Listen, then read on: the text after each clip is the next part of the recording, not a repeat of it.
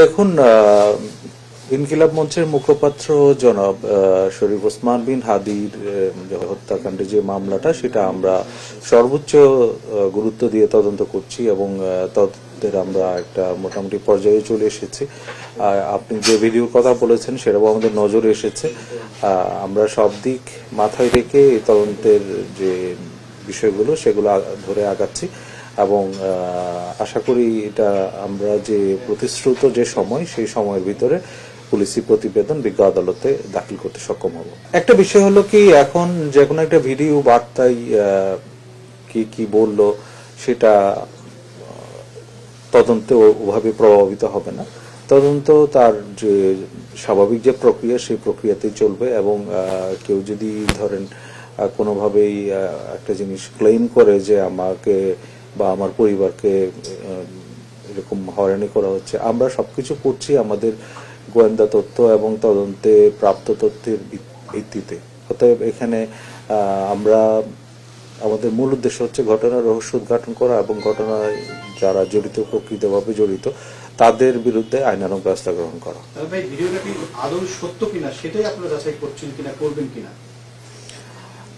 আমরা যে এখন সোশ্যাল মিডিয়াতে আপনারা দেখেন নানা ধরনের তথ্য, নানা ধরনের ভিডিও এগুলো চলে আসে, সবকিছু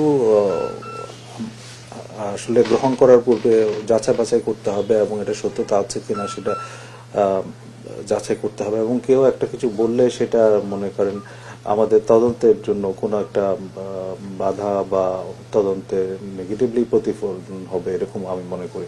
এটা নির্ভর করে অপরাধীর উপরে। আমরা দেখেছি অনেক সময় তো অপরাধীরা তাদের অপরাধ ঘটার পরে তাদের মধ্যে একটা অনুশোচনা, অনুতাপ কাজ করে এবং সেটার ভিত্তিতে তারা বিজ্ঞ আদালতে স্বীকারোক্তিমূলক জবানবন্দি প্রদান করে। এই ক্ষেত্রে এই মামলাতেও কিন্তু আমরা ইতিমধ্যে যাদেরকে গ্রেফতার করেছি তাদের মধ্যে অনেকেই বিজ্ঞ আদালতে 164 ধারায় স্বীকারোক্তিমূলক জবানবন্দি প্রদান করেছেন।